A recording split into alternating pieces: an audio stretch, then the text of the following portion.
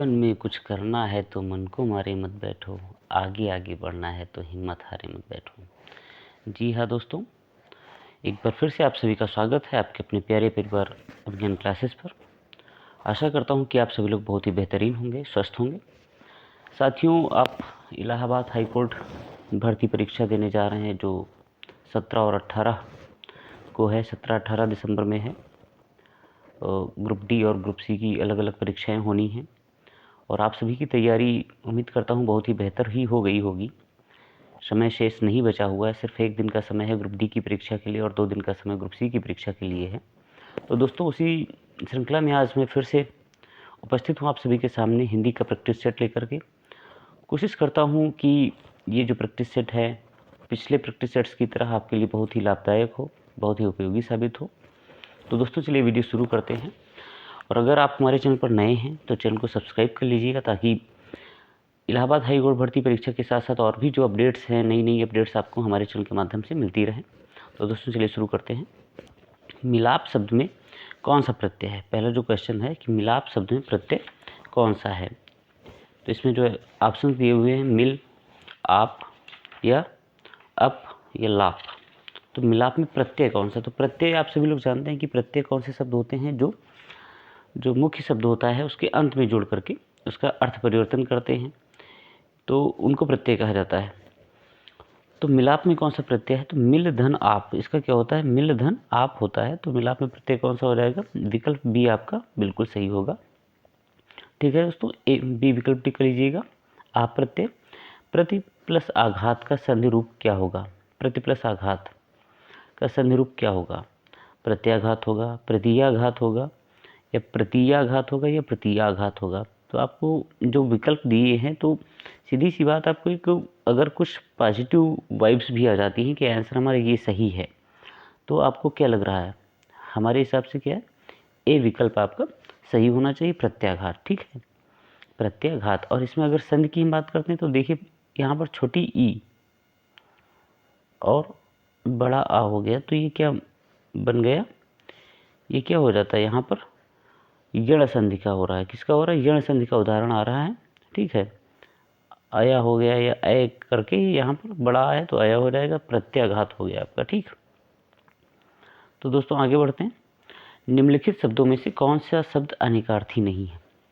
कोई ऐसा शब्द इनमें से एक ऐसा है जो अनेकार्थी नहीं है, जैसे कनक और अनंत, महावीर, हत्या, 4 शब्द दिए हैं। तो इसमें किसका अनेकार्थी नहीं है? तो इसमें जो हत्या है, हत्या का अनेकार्थी नहीं है। अनंत का होता है, कनक का जानते हैं आप, महावीर का भी होता है, तो हत्या का अनेकार्थी नहीं है। ठीक, ये हत्या शब्द अनेकार्थी नहीं है, आप टिक लीजिएगा, डी विकल्प आपका सही है। निम्नलिखित शब्दों में से तद्भव शब्द को पहचानिए। तद्भव क्या है? पाषाण है, कंकण है, प्यासा है, या पक्ष है। ठीक, तो इसमें तद्भव क्या है? तद्भव क्या होगा आपका?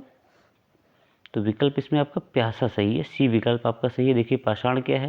तत्सम है, पाषाण का पत्थर होता है। कंकड़ है और फिर है कंकन है, ये तो इसको शायद कंगन कहा जाता है। और पक्ष को पखवाड़ा कहा जाता है, या हाँ पखवाड़ा कहा जाता है, पक्ष। ठीक है, जो 15 दिन का होता है उसको पखवाड़ा वो कहते हैं, तो ये वो वाला पक्ष हो गया। तो पाषाण, कंकड़, पक्ष ये सभी क्या है? ये तत्सम है। और प्यासा जो है आपका ये विकल्प सही है, ये तद्भव शब्द है। नेक्स्ट बढ़ते हैं। निम्नलिखित शब्दों में से स्त्रीलिंग शब्द को पहचानिए। संसार, गौरव, समुदाय और अश्विनी। तो इसमें स्त्रीलिंग शब्द आपको छांटना है। स्त्रीलिंग शब्द कौन सा है? अश्विनी। अश्विनी क्या है? स्त्रीलिंग है। ठीक है, अश्विनी क्या है? एक नक्षत्र होता है, नक्षत्र का नाम है। तो ग्रह नक्षत्र जितने भी होते हैं वो प्रायः आप देखेंगे वो किस में होते हैं? वो स्त्रीलिंग में ही होते हैं। समुदाय, संसार, गौरव ये सभी पुल्लिंग है। अश्विनी क्या हो जाएगा? ये स्त्रीलिंग हो जाएगा। जहाँ एक शब्द एक ही बार प्रयोग होता है और उसके एक से अधिक अर्थ होते हैं वहाँ अलंकार होता है। ठीक, यमक अलंकार होता है, श्लेष होता है, अनुप्रास होता है, या रूपक होता है। कौन सा होता है? तो एक शब्द एक ही बार प्रयोग होता है। क्वेश्चन फिर से पढ़ लीजिएगा, मैं भी बता दे रहा हूँ कि एक शब्द एक ही बार प्रयोग होता है। एक शब्द एक ही जगह क्या हो गया? चिपक गया है। और चिपकने का अर्थ जो चिपकना है, चिपकना इसमें से कौन सा अर्थ लिए हुए है? श्लेष का अर्थ क्या होता है? चिपकना होता है। तो एक शब्द एक जगह चिपक गया है, एक ही बार प्रयोग हुआ और उसके अर्थ क्या हैं? अलग अलग हैं, अर्थ एक से अधिक हैं। तो यहाँ पर अलंकार कौन सा हो जाता है? श्लेष अलंकार हो जाता है। ये आपका विकल्प बिल्कुल सही है, टिक लीजिएगा। अगला दोस्तों, वर्णों के समुदाय को क्या कहते हैं? वर्णों के समुदाय को क्या कहते हैं? तो वर्णों के समुदाय को मतलब समूह को क्या कहते हैं? वर्णमाला कहेंगे। क्या कहेंगे? वर्णमाला कहेंगे। आंखें मूंद कर तो नहीं, आंखें खोल कर टिक कर लीजिएगा, वर्णमाला होगा। निम्नलिखित वाक्यों में से संबंध कारक वाले वाक्य को पहचानिए। निम्नलिखित वाक्यों में से संबंध कारक वाले वाक्य को पहचानिए जिसमें संबंध कारक है। राम खाना खाता है, राधा का कुत्ता बहुत तेज दौड़ता है, राम ने रावण को मारा, माँ अपने बच्चे को मारती है। तो संबंध कारक काकी के होता है, तो इसमें कौन सा विकल्प सही है? आपका बी विकल्प बिल्कुल सही है, राधा का कुत्ता बहुत तेज दौड़ता है। तो बी विकल्प आपका सही है। अगला प्रश्न, तो निम्नलिखित में से कौन सा जोड़ा सही नहीं है? कौन सा जोड़ा सही नहीं है? यहाँ पर एक तरफ एक वचन है, उसका बहुवचन दिया हुआ है शब्द का, बेटी बेटियाँ, डिबिया डिबिये, श्रोता श्रोतागण, वधू वधुएं। ठीक, तो इसमें कौन सा जोड़ा सही नहीं है? तो डिबिया का डिबिये नहीं सही है। ठीक है, डिबिया का डिबिये सही नहीं है, क्योंकि यहाँ पर क्या हो जाएगा? डिबिया का बहुवचन हो जाएगा, जिनके अंत में या होता है तो वहाँ पे चंद्र लग जाता है, डिबिया हो जाएगा। ठीक, नेक्स्ट है, तो कहाँ राजा भोज कहाँ गंगू तेली, लोकोक्ति का अर्थ क्या होगा? विशिष्ट और सामान्य व्यक्ति की तुलना, दोनों बराबर होना, किसी तरह की जिम्मेदारी न उठाना, गुण। तो देखिए, राजा भोज हैं, ये विशिष्ट व्यक्ति हो गए, गंगू तेली ये साधारण व्यक्ति हो गए। ये कौन है? ये साधारण व्यक्ति हो गए। तो ये जो लोकोक्ति है, इसका अर्थ क्या होगा? विशिष्ट और सामान्य व्यक्ति की तुलना हो जाएगा। ठीक, जो 10 है उसका ए नंबर आपका सही है बिल्कुल। आगे बढ़ते हैं दोस्तों, वाच्य के कितने प्रकार होते हैं? तो वाच्य के 3 प्रकार होते हैं, 4 होते हैं, 1 होता है, कोई प्रकार नहीं होते हैं। कितने प्रकार होते हैं वाच्य के? तो वाच्य के 3 प्रकार होते हैं। हिंदी में कितने प्रकार हैं? 3 प्रकार हैं। एक तो कर्तृवाच्य हो गया, एक हो गया कर्मवाच्य हो गया, एक हो गया भाववाच्य हो गया। ठीक, ये समझ लीजिएगा सही से, 3 प्रकार होते हैं। अगला है दोस्तों, मेरा खाना खाने का मन नहीं करती है। इसमें जो अशुद्ध अंश है उसको स्पष्ट कीजिए।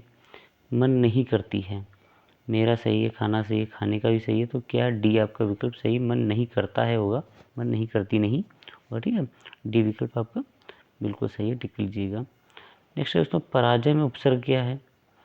पराजय में उपसर्ग क्या है? उपसर्ग कौन से शब्द होते हैं जो शब्द के पहले जुड़ते हैं? तो पराजय में उपसर्ग क्या है? पर है, प है, पर है, परा है और जय है। तो देखिए, जो मूल शब्द है वो है जय, और इसमें क्या जुड़ गया? परा जुड़ गया, तो परा उपसर्ग है। शीत का विलोम होगा। शीत का विलोम क्या होता है? विलोम पूछ रहा है, शीत का मतलब होता है ठंड, तो शीत का उष्ण होता है, क्या होता है? गर्मी। देशभक्ति में समास कौन है? देशभक्ति में कौन सा समास है? द्वंद्व नहीं होगा, क्योंकि और का लोप होता है। द्विगु संख्यावाची होता है, नहीं होगा। तत्पुरुष या अव्ययी भाव में से एक होगा, तत्पुरुष या अव्ययी भाव में से एक होगा। तो इसमें देखिए क्या लिखा हुआ? देशभक्ति, देश के लिए भक्ति। ठीक है, तो इसमें संप्रदान कारक आ गया, तो कौन सा हो जाएगा समास? तत्पुरुष समास हो जाएगा। ठीक, देश के लिए भक्ति। ठीक, संप्रदान कारक आ गया, चतुर्थी विभक्ति हो गई, संप्रदान के लिए होता है, तो यहाँ पर तत्पुरुष हो जाएगा। ठीक है, पुस्तक पढ़ी जाती है में कौन सा वाच्य है? पुस्तक पढ़ी जाती है, तो इसमें देखिए एक होता है मैं पुस्तक पढ़ता हूँ, तो यहाँ पर कर्ता प्रमुख होता है, तो कर्तृवाच्य हो जाएगा। पुस्तक पढ़ी जाती है, तो पुस्तक पहले आ गया है ना इसमें, तो ये कौन सा वाच्य हो जाएगा? ये कर्मवाच्य हो जाएगा। तो आपका विकल्प बी बिल्कुल सही है, टिक कर लीजिएगा, बस आंखें नहीं मूंदना है टिक करते हुए।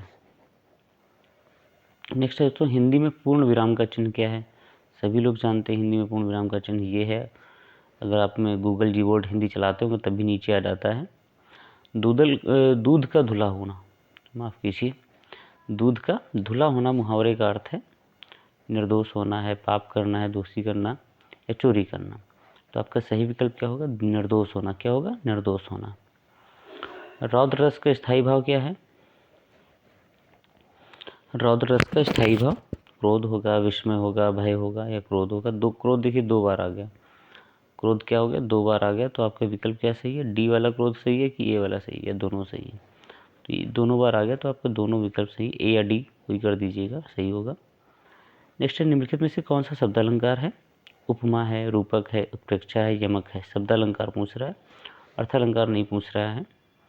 तो इसमें यमक अलंकार है जो, वो शब्दालंकार है, बाकी सब अर्थालंकार है। ठीक, तो आपका विकल्प कौन सा सही है? डी विकल्प इसमें बिल्कुल सही है। निम्न में से तालव्य ध्वनि है। तालव्य ध्वनि कौन सी है? ट है, श है, प है, क है। ट बोल के देखिए आप, पा बोल के देखिए, श बोल के देखिए, क बोल के देखिए, तो कौन सी तालव्य ध्वनि है? ठीक, तो इसमें श, इसको क्या कहते हैं? इसको तालव्य श कहते नहीं कहते हैं? आपको पढ़ाया गया होगा, आप भी पढ़े होंगे, मैं तो अक्सर भी पढ़ाता हूँ। तालव्य, तालव्य में ये जो सा है ये तालव्य सा बोली जाती है। और ये सा कौन सी होती है? ये सा होती है दंत। ठीक, और ये कौन सी सा होती है? ये होती है मूर्धन्य। ठीक,